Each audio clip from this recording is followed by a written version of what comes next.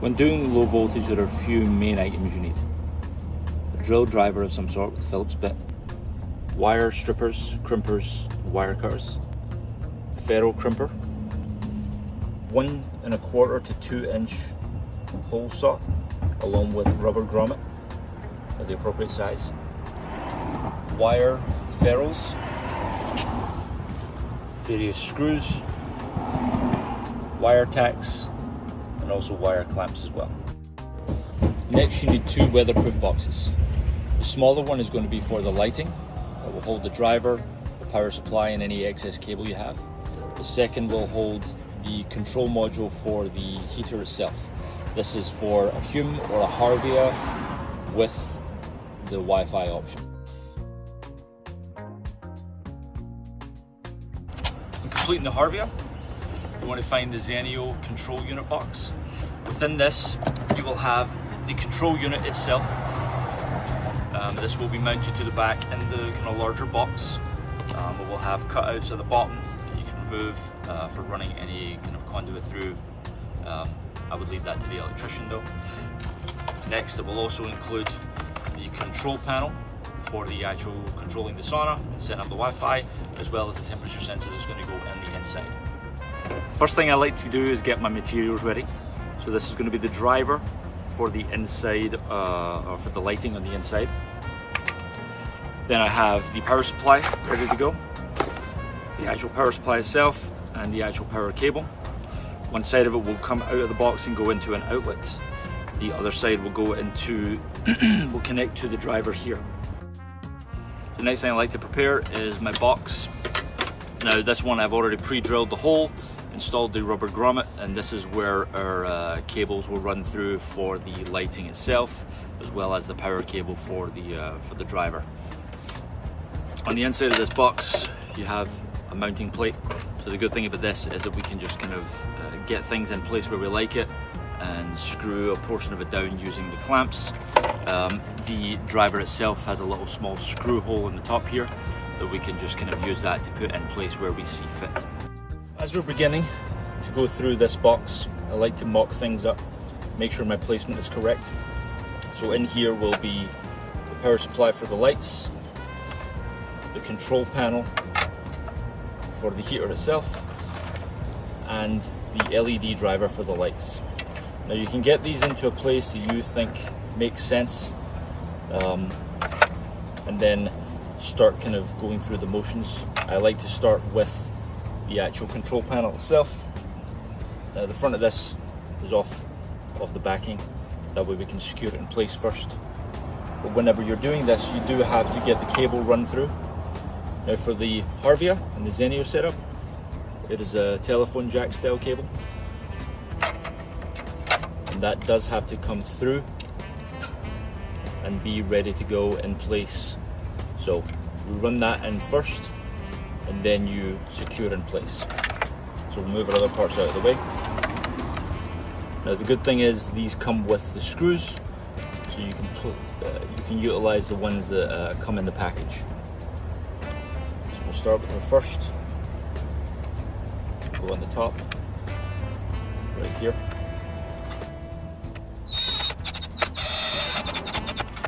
You don't need to go too tight, you don't want to crack any plastic. Once we're there, we can actually connect this up.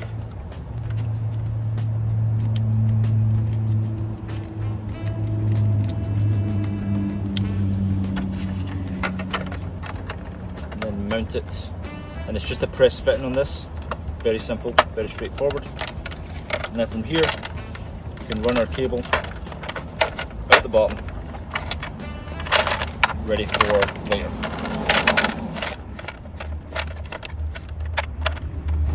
Now you can, of course, use the cable clamps or the wire clamps to secure this into place if you choose to, using the backing panel here.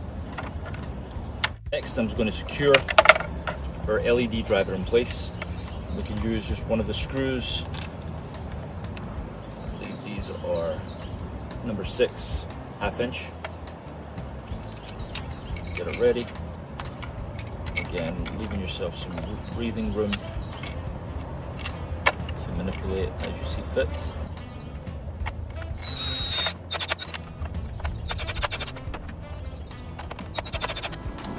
And again, you want to be tight enough that it's secure in place, but also not to where it's going to cause any trouble.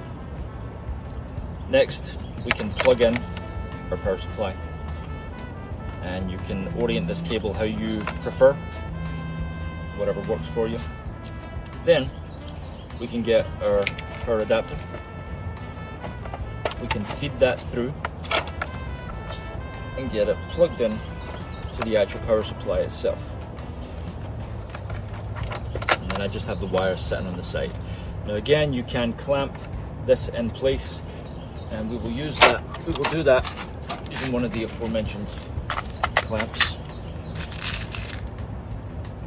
like so.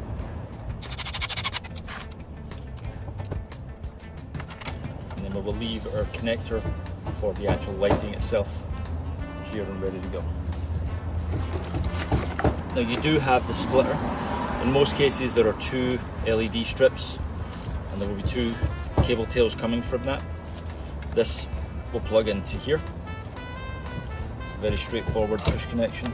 It will only go one way.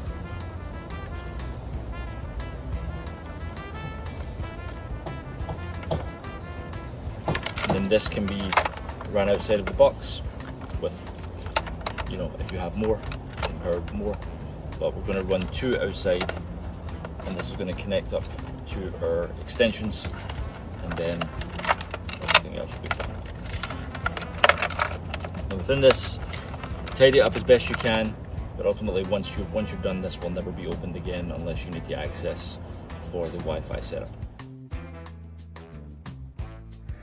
Next, we're going to place the lighting box closer to the lighting tails coming out of the back of the sauna.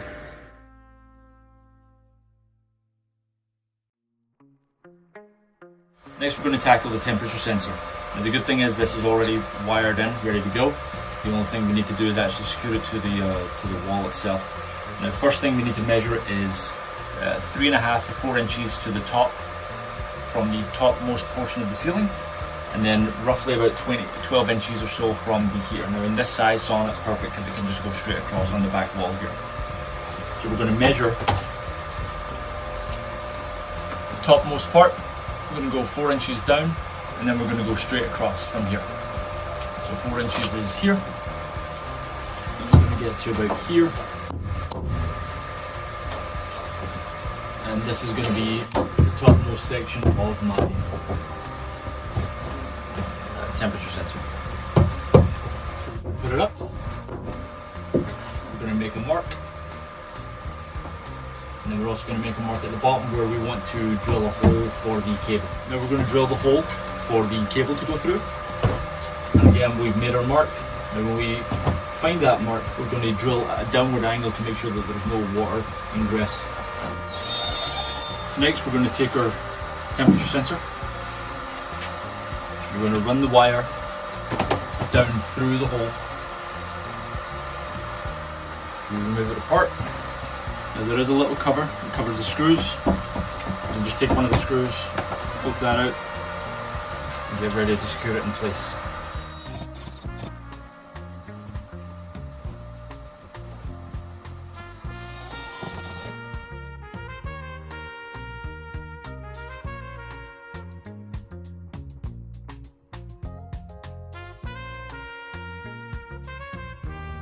Okay, here we are done with the Harvia. It is in the large style weatherproof box. We have our temperature sensor. Now there is a color order to this. It is noted in the manual and on the back of the faceplate. Here is where your Xenio control comes in. And again, tidy up your wires and you're done.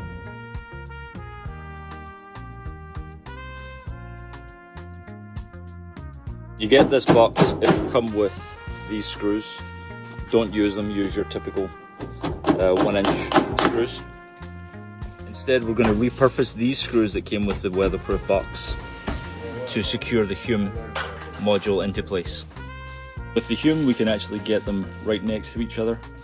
If you like to keep them level, it looks great.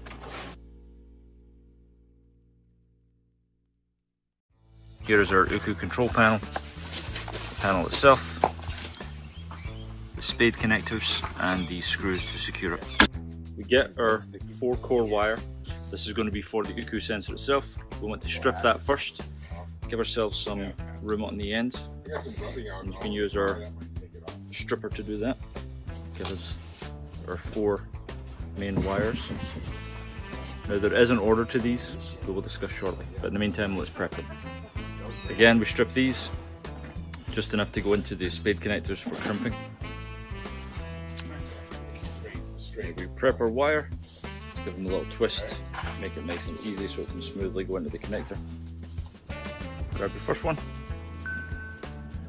pop it inside, and you grab whatever crimping tool you have, and you crimp securely the wire into place. And then we'll continue on and do the same for the rest.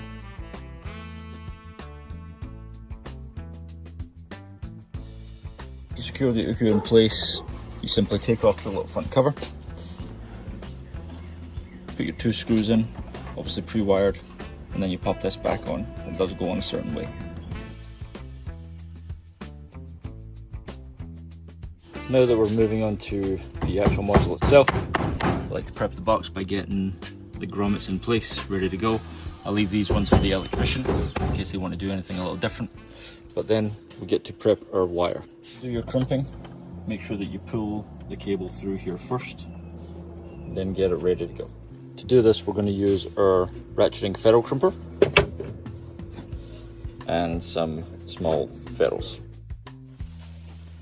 You get your wire, pop on our ferrule, pop it in the ratcheting, make sure we're in place, we're good, and you just crimp down.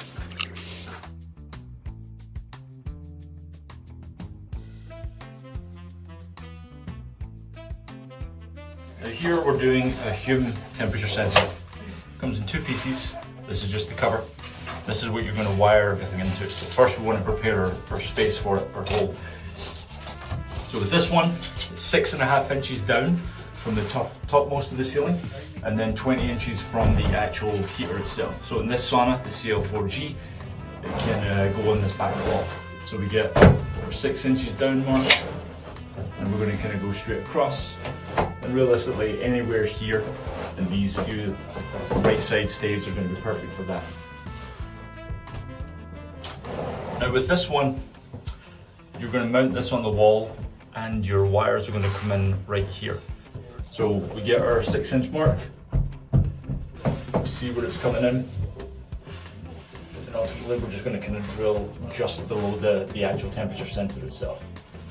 So we know the top is going to be here at the 6-inch mark. We're going to come down. Again, we're going to give it a downward.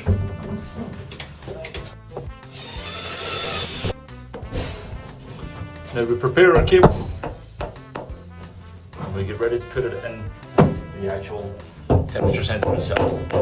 So we've got it ready to go. They are numbered 1 and 2. Well, it's not non-discriminate, it doesn't matter which one it goes in.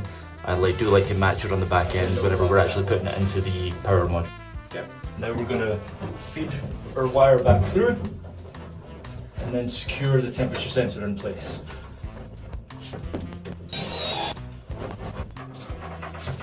Once you're done, pop this over, and then you can slide it down in behind, and then that also covers your hole.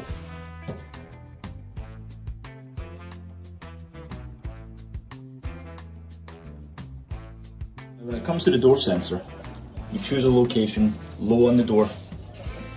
We can go in here. I like to go at an angle so that we come through and we come out at the back end here.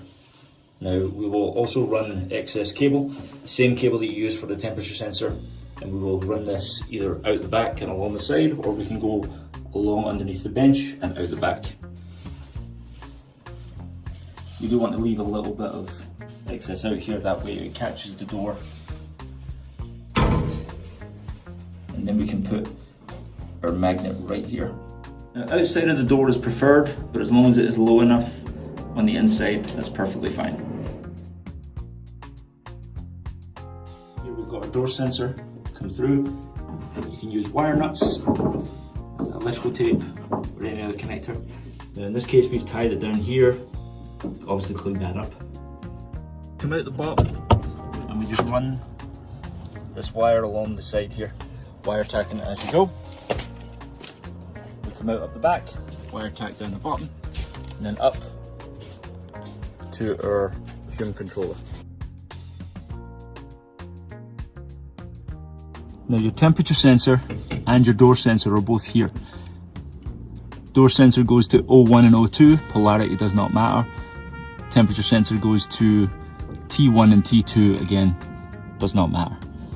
Once that is done, you can secure and move out of your way. I like to leave the excess just in case anything needs to be redone down the line.